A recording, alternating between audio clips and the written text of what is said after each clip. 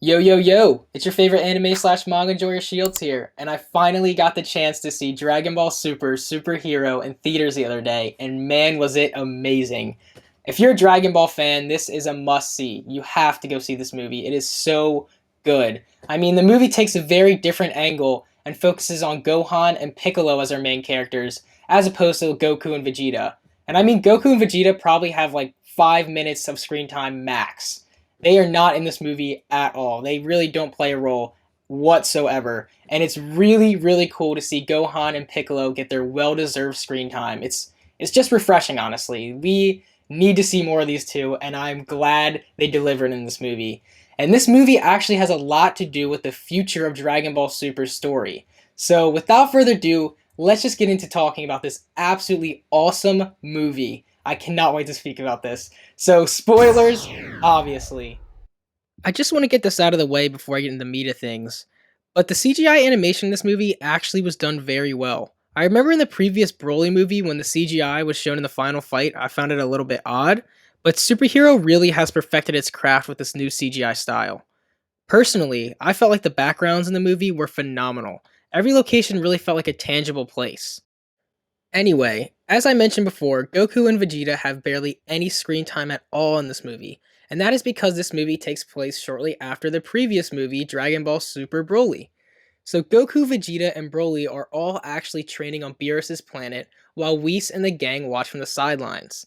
That's right, Chilai and Lemo, Broly's buddies, are also on Beerus' planet, and it actually turns out Beerus has the hots for Chilai big time. And this is a really, really funny part in the movie.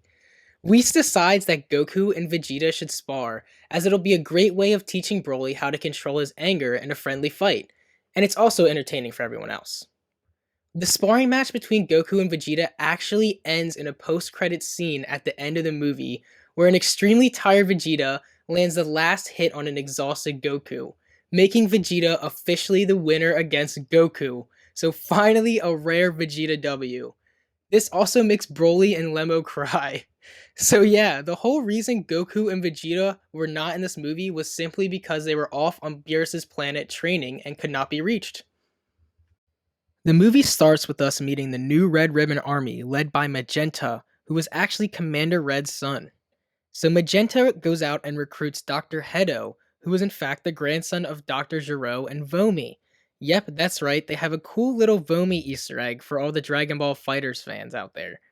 Anyway, Dr. Hedo does not like his grandfather Dr. Gero's androids because they acted as villains, and Hedo strives to make androids like superheroes. And Dr. Hedo actually completes his android vision by creating Gamma 1 and Gamma 2, and goddamn was I shocked by just how amazing these androids actually were, but we'll get into that in a bit.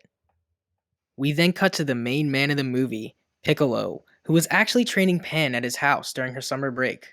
Side note here, but Pan is absolutely adorable in this movie, and actually got me super excited for her future in Dragon Ball Super, as she is basically the Kid Goku of the cast now, and that's clearly shown in this movie, as she acts just like her grandpa Goku when he was a kid, even running just like him. Anyways, Pan says goodbye to Piccolo as preschool starts for her, and shortly after she leaves, Piccolo is ambushed by Gamma 2.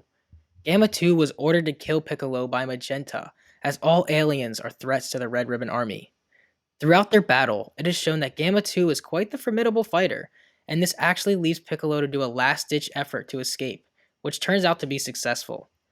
As Piccolo escapes, he thinks to himself how Earth could be in some serious trouble, and most importantly, how he is not strong enough to protect it at the moment. In typical Piccolo fashion, Piccolo decides to take matters into his own hands and travels to Kami's lookout to ask Dende to unleash his hidden potential. Unfortunately, though, turns out Dende is not old enough to do that yet, but he has another plan, which is a new way of upgrading Shenron. Dende says that after he upgrades Shenron, Shenron can easily awaken the power laying dormant inside of Piccolo. Piccolo then decides to give Bulma a call to ask where the Dragon Balls are, as the Capsule Corporation is in charge of collecting the Dragon Balls when Earth is not in immediate danger. Bulma reveals that she actually has all 7 of the Dragon Balls, and is willing to let Piccolo have a wish as long as she gets the last 2, which Piccolo agrees to.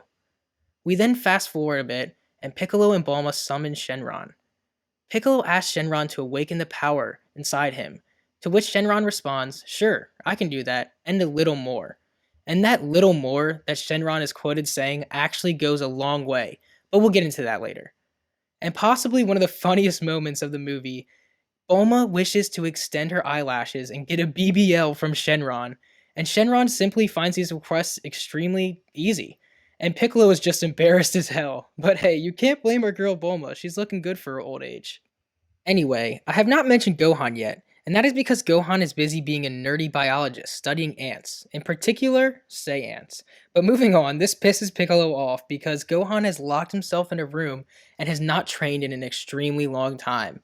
And most importantly, on top of all that, he's too busy to pick up his own daughter Pan from preschool. Gohan's really following in the footsteps of his father Goku and relying on Piccolo to raise his own kid. Anyway, Piccolo then really realizes he's all alone on this mission and must infiltrate the Red Ribbon Army base by himself, to which he does. And undercover in the Red Ribbon Army base, Piccolo and some other soldiers are briefed on the mission to capture Pan. This kidnapping Pan plan makes Piccolo so mad he almost blows up the entire base right there and then, but he keeps his cool and comes up with a 400 IQ plan on the spot. Piccolo offers himself up as tribute to be the one to kidnap Pan, as secretly he knows it'll be an easy way to get Gohan involved in the fight to come. And well, flash forward a bit, and damn does Piccolo's plan work out perfectly, because Gohan immediately gets furious upon finding out Pan has been kidnapped and quickly joins the battle. Oh yeah, one more thing before I get into the ending of the movie, but during that brief with the Red Ribbon Army, Piccolo finds out that the Red Ribbon Army is hiding Dr. Hedo's secret weapon deep underground. And that secret weapon's name just so happens to be Cell Max. That's right, Cell is back. But hold your horses. It's not the Cell we all know and love. This is a completely new Cell. This new Cell is actually very reminiscent of Bio Broly, as it cannot speak and is basically a giant version of Cell's second form. But don't be fooled. Just because this is not the real Cell does not mean Cell Max is a joke. Turns out Cell Max is actually massive, and its tail acts as a mace, an energy bomb, instead of a little sucker thing. Dr. Hedo and Magenta get into an argument about when Cell Max should be released. Fed up, Magenta tries to kill Dr. Hedo, however, Dr. Hedo is able to poison Magenta, and in his last dying movements, Magenta presses the button, unleashing Cell Max. And after a short battle between Gohan and Piccolo, both of the Gamma androids realize they are fighting for the wrong side and decide to join forces with Gohan and Piccolo to defeat Cell Max. And during this tiny scrimmage between the Gammas, Piccolo unleashes his new transformation named Orange Piccolo. And Orange Piccolo seems to be the little more Shenron was quoted saying when he powered up Piccolo. And like I said earlier, this Orange Piccolo power up goes a super long way and actually ends up being crucial in the fight against Cell Max. But the Gammas are not the only allies for this final boss battle. Goten, Trunks, Krillin, Android 18, and Bulma all show up to help out.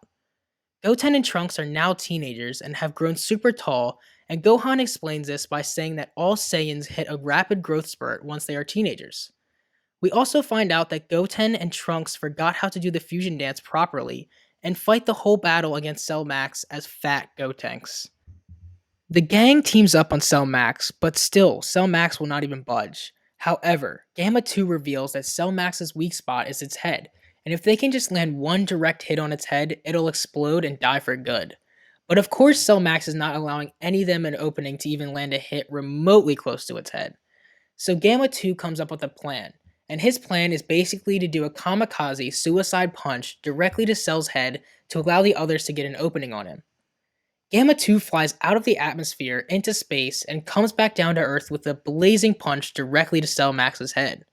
Unfortunately, this punch only does a tiny crack to Cell's head, and Gamma 2 is absolutely obliterated by bloodlusted Cell Max at this point. Piccolo was honored by Gamma 2's sacrifice and goes full-blown Orange Piccolo on Cell Max. As Piccolo is slowly chipping away at the massive body of Cell Max, Gohan yells at Piccolo to get massive like he did back in the old days. And Piccolo realizes mid-fight that he can be a behemoth too, and he gets huge. Massive Orange Piccolo going all out against Cell Max was totally an experience you have to see on the big screen. Anyway, even though Orange Piccolo's power is borderline godly, it is not enough for Cell Max, as he breaks through and continues to lay down the beats on Piccolo. As Cell Max beats the life out of Piccolo, Gohan stands on the sidelines watching with his rage beginning to consume him. And just as Piccolo is about to be killed, Gohan snaps, just like he did back in the day when fighting Perfect Cell, except this time he unlocks a new form fueled purely by his rage. I found this out shortly after watching the film, but the Dragon Ball fandom is referring to Gohan's new power up as Beast Form Gohan. And man, I just gotta say that honestly might be one of the most badass power up names I've heard yet in Dragon Ball. And goddamn was this power up raw. Gohan really looks terrifying in such a badass way. And as a Gohan fan, I was not expecting Gohan to get this much drip in his new form. I mean, come on. If you were to tell me around the time of Resurrection of F that green tracksuit Gohan would get a beast form, I'd laugh in your face. But jokes aside, though, this power up is just so raw.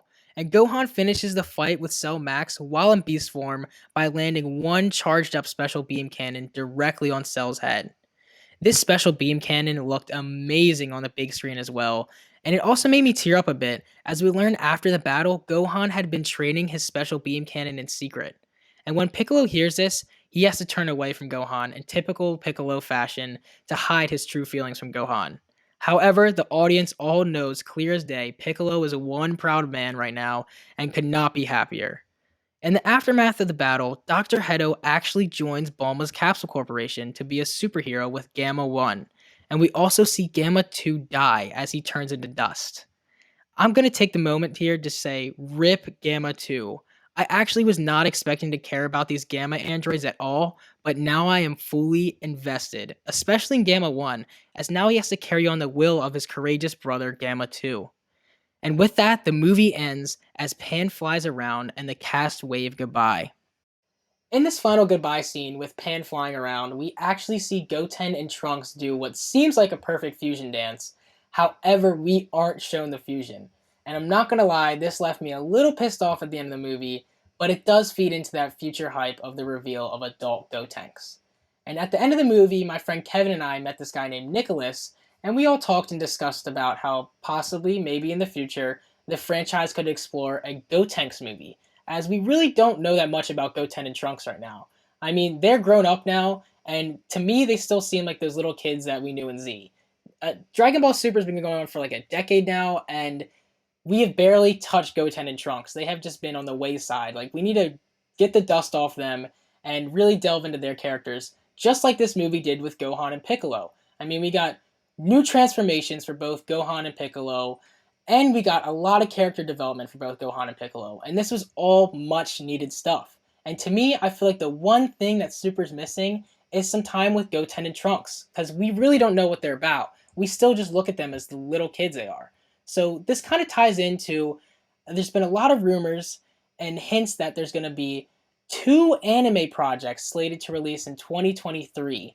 And I would love to see Dr. Hedo, Gamma 1, or maybe Goten and Trunks just explored in these projects. Because this movie is a great tie-in to this series. I really hope so. And I would love to see him in the manga as well. That would be really awesome. But I'm just going to leave this video off saying thank you guys for watching my movie review. Please leave a like if you enjoyed, and subscribe, and hopefully I'll see you guys in like 2 to 3 years when the next Dragon Ball movie comes out. But until then, peace.